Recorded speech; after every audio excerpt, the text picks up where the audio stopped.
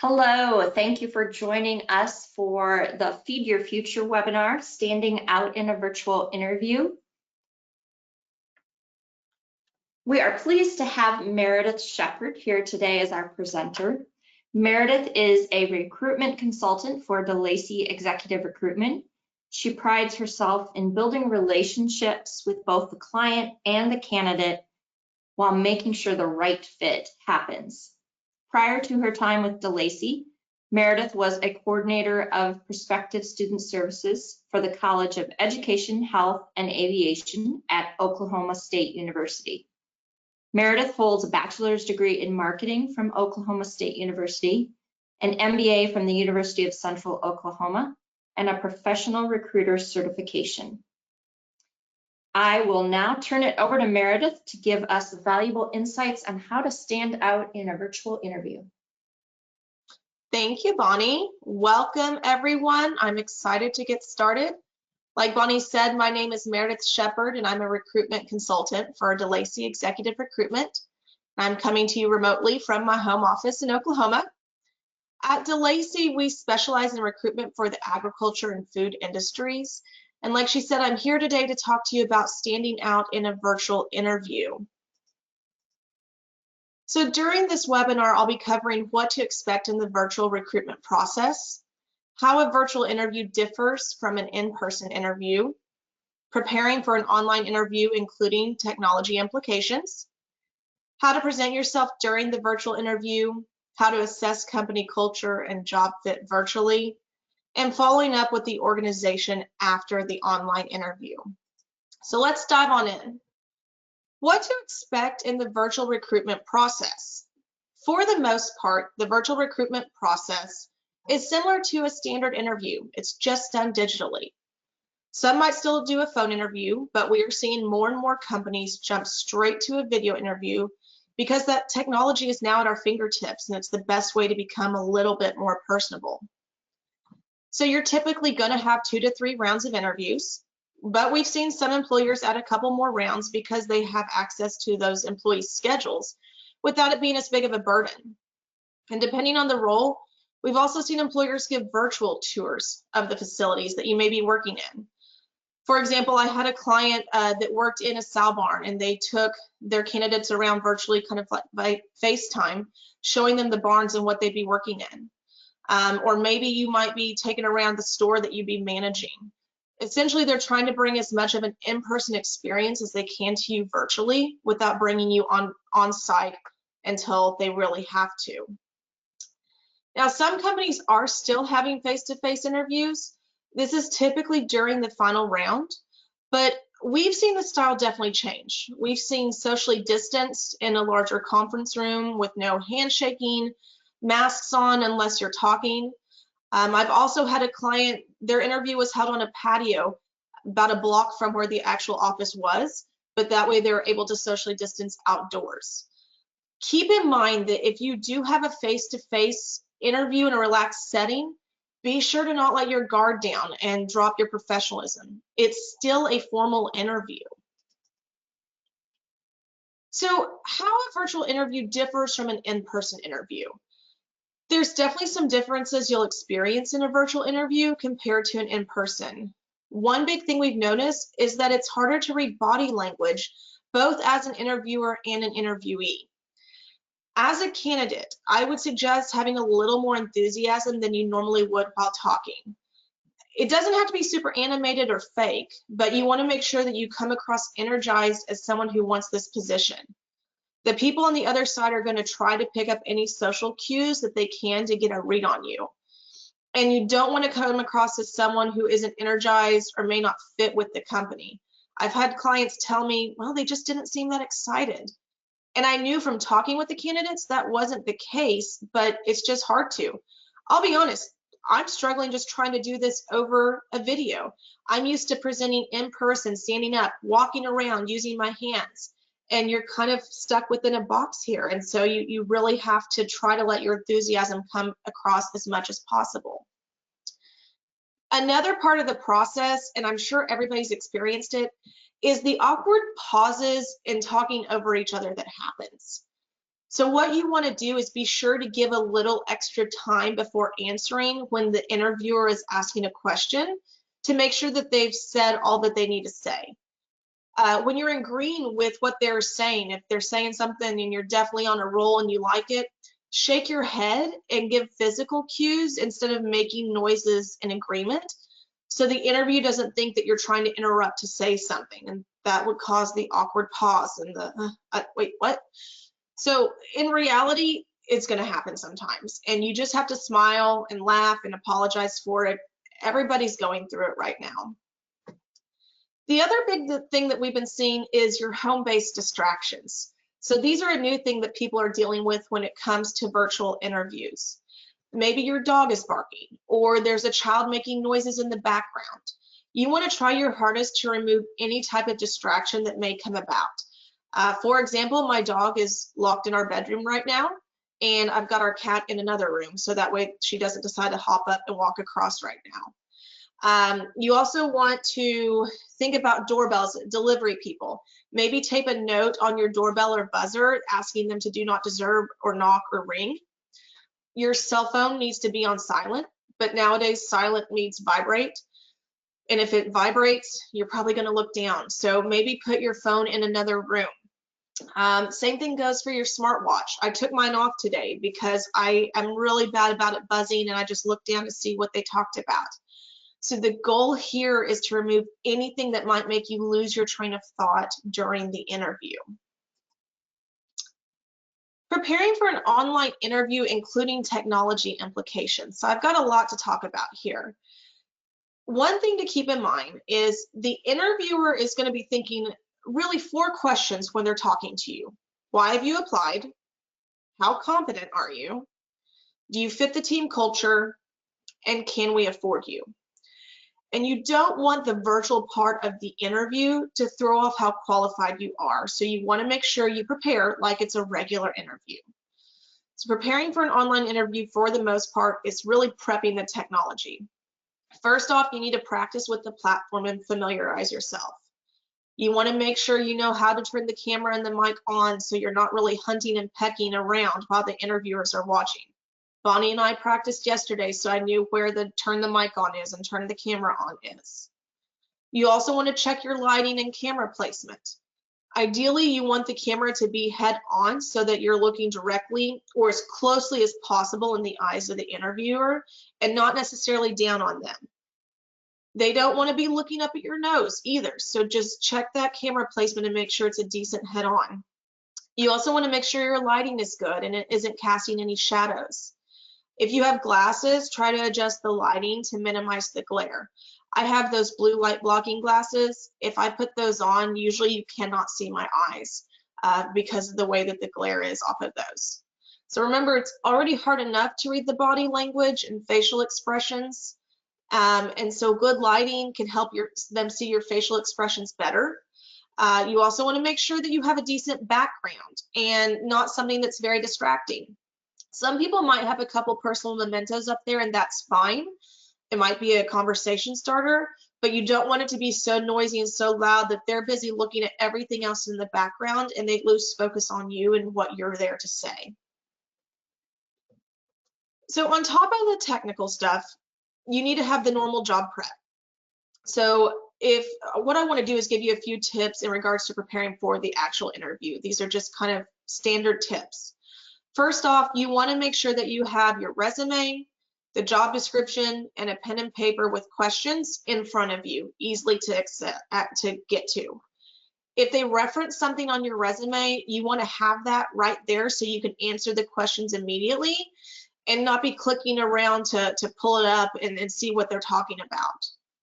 Before the interview, you'll want to read over the job description and know what strengths you bring and with what they're looking for. And you want to try to highlight those as you're being questioned.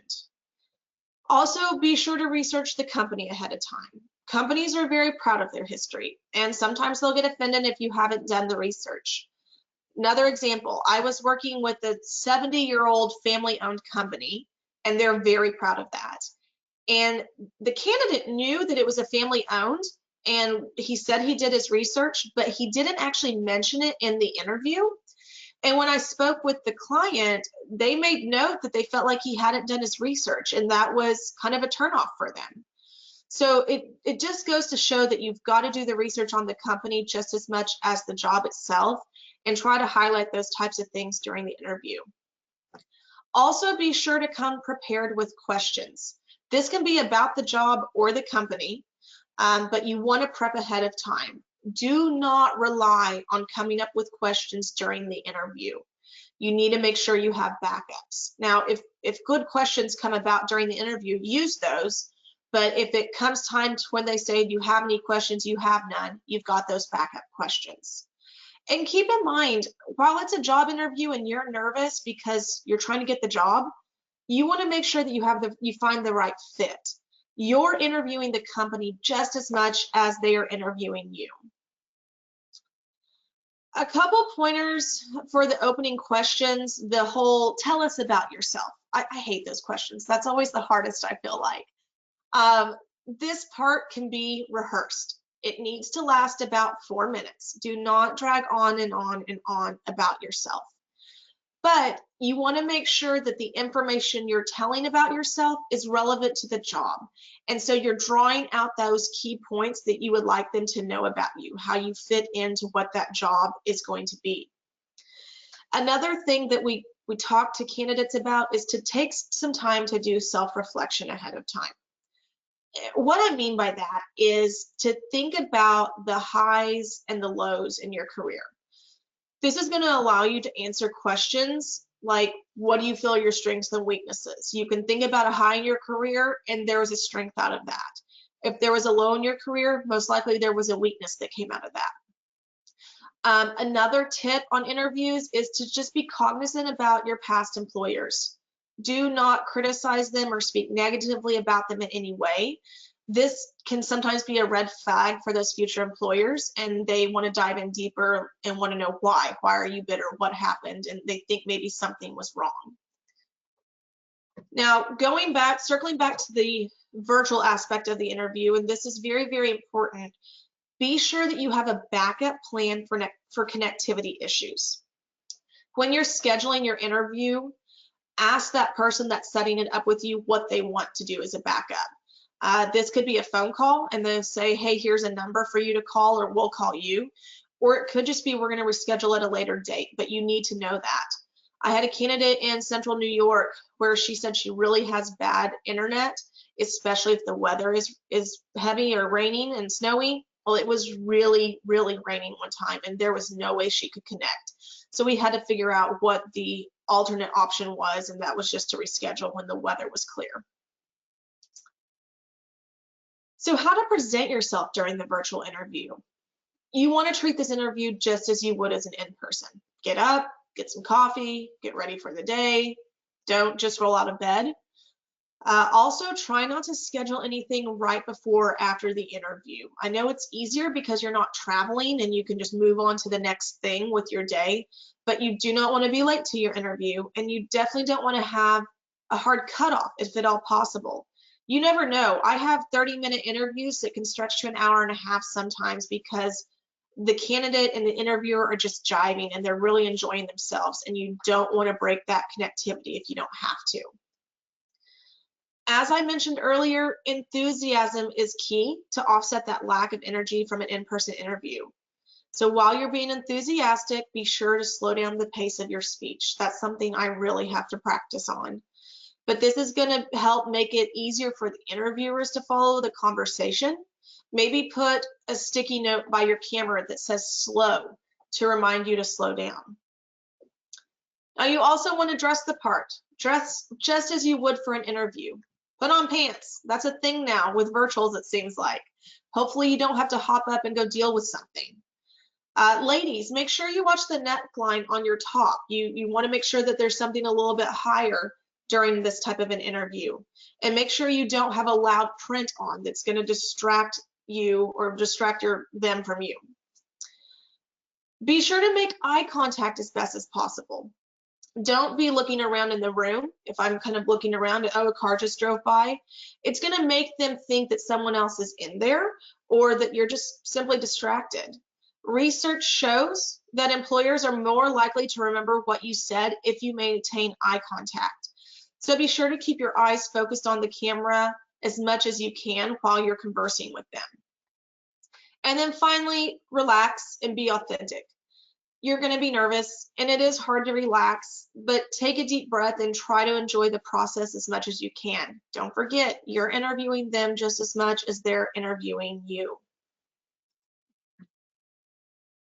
Now, this one's kind of hard. How to assess a company culture and job fit virtually? You want to do the best you can to assess the company culture and the job itself. We talked about earlier, but come prepared with questions for both areas. Read over that job description. Make sure what they're asking you and interviewing you aligns with the job description, and get clarification on some of the expectations. You know, if there's a certain territory, say you're going to be doing a sales role, try to dive in deeper to what does the territory look like. I know you mentioned these 10 states, but do you have accounts in all 10? Or, you know, am I only visiting one state maybe once a quarter versus every other week? Try to get a better feel for what that job looks like. And then also assessing the company culture, that's going to be a bit of a struggle. So I've put up a few questions that might help. So first, you want to ask how the company has handled everything since the pandemic. Are they still remote? And obviously that depends on the company and the role. But if they are, what have they done to support their employees during this time?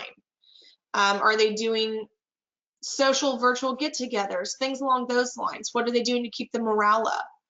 Also, what do they see as their post-coronavirus future? You know, what is their timeline? Obviously, that's changing and it's a little rough to predict, but see if they've got a plan in place at least.